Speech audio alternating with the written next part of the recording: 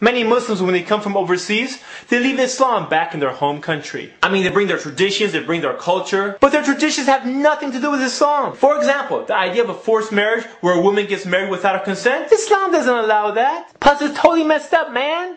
Islam liberated people from this ignorant way of thinking. But some Muslims, they love their culture more than they love Islam. And that's why they're willing to compromise their religion for the sake of their culture. Joke! Joke! Joke! Now, I'm not saying that all culture is bad. There's a lot of great things we can learn from different cultures. There's tasty food, beautiful artwork, rich languages, and so much more. I'm referring to the parts of the culture that conflict with Islam. You know, one of the things that confuses a non-Muslim? It's when they see a Muslim take part of Islam and part of their culture, put it all together, and label the whole thing Islam. Not only are you giving Islam a bad name, but you're confusing everybody. You see, if you add or subtract anything from Islam, it's not Islam anymore. And there's so many Muslims who try to customize Islam just so it meets their desires. Desires. Alhamdulillah, I found Islam before I met these type of Muslims. Alhamdulillah. As a convert, I can tell you that Islam is a very beautiful religion. This is why I feel bad for a child who grows up in a family where Islam is not given to him properly. You know who I'm talking about. The parents who purposely teach only parts of Islam, the parts that benefit them. The child grows up misunderstanding Islam because he sees his parents compromising it. You know what I'm talking about, man. How about the father who occasionally closes up his liquor store so he can go to Jummah prayers? Oh brother, it's not halal to have business open during Jummah. Bro, it's a liquor store. Your business isn't even halal. How about the mother who tells her daughter to put on hijab on the masjid stairs, but then tells her to take it off for the interview? What's up with that? This is why your kid grows up all confused. They can't tell the difference between what is culture and what is Islam. But you don't take it seriously. You're like, until the day you wake up. The day I wake up? The day you wake up and you find out that your kids are not kids anymore? They're teenagers. They're teenagers! You know, that's when their hormones start going crazy and you start losing your hair. Your daughter starts asking questions about having a boyfriend. And what type of plastic surgery are you cool with, Dad? You freak out and tell her to go talk to her mom. But then your son wants to talk to you about tattoos and what parts of his body he wants to get pierced. So you try to talk to him. But since you never talked to him, you lost the channels of communication a long time ago. Basically, you have no idea what the boy is saying anymore. It goes something like this. Yo, yo, yo, yo, Pops. I was about to go bounce and play some b-ball. So if my homies call me, tell them to call me on my cell. I'll catch you later. What? What are you saying? Where are you going? Loves to hang out and chill, but I got to go, Pops. And the other 411 I told you to keep on the DL? You gotta keep that on the hush-hush, baby. Anyways, I'm outie like a Saudi. I got to go. Peace out! Later, Pops. 411, Audi, Saudi, what? What are you saying? Where are you going? Where are you going? Now you're really worried and you don't know what to do. But it gets worse. You find out that your kids have those not-so-Islamic pictures on their MySpace account.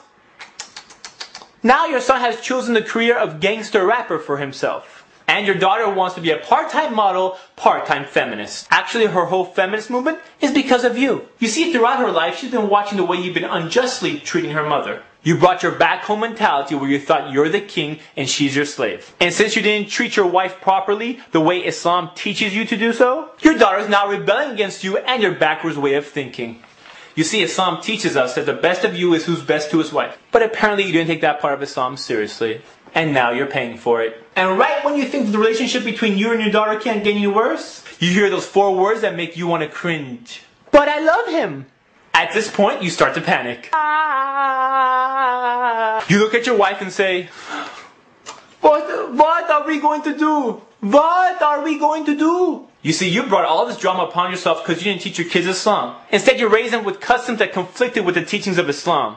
As little kids, they follow those customs. But guess what? They're young adults now, and they're thinking on their own. Because they see the errors and the backwards customs that they were raised with. Here's a reality check for you.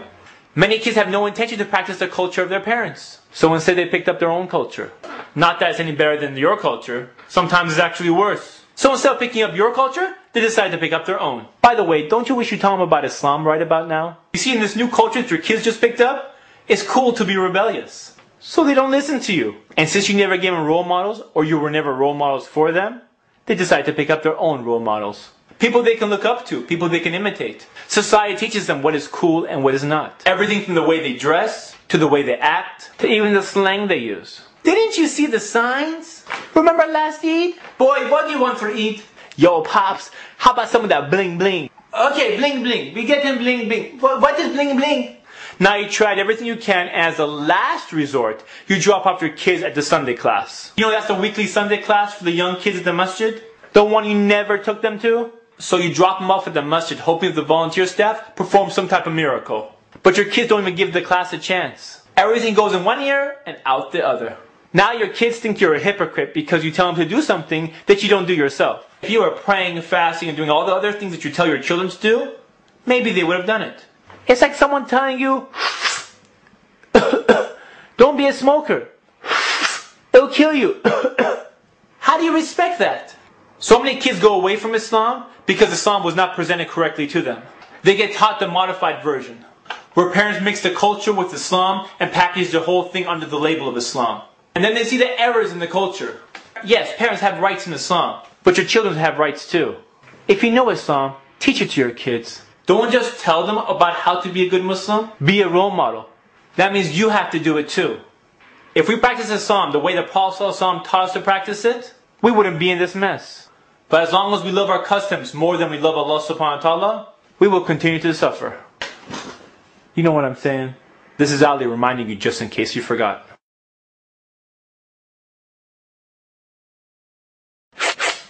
This is Ali reminding you just in case you forgot. This is Ali reminding you just in case you forgot.